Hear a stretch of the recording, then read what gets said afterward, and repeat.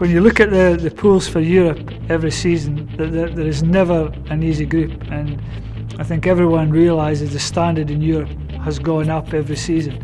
I think we have a favourable draw this season. I think it's difficult, but it's one we would look forward to anybody we play against. But I think I would use the word favourable as a draw for Starford, Bath and Ulster.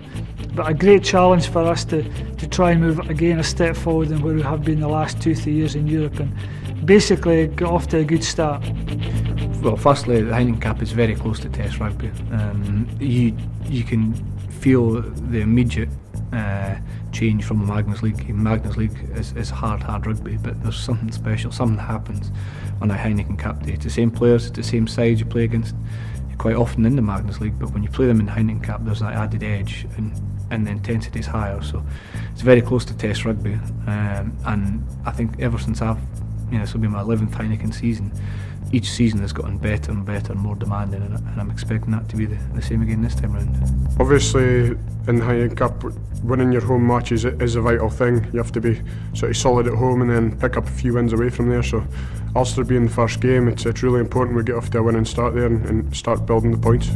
I think Edinburgh have got to make the step up at some stage. For a few years now, we've been the nearly team, or the developing team, or a team with good individuals but not quite good enough to make it. And I think this season is an opportunity to show what we've learned, to show that individuals can step up on the big stage and perform. Yeah, the final of the Celtic Cup against Ulster 6 years ago was one of the biggest Edinburgh games I've played in.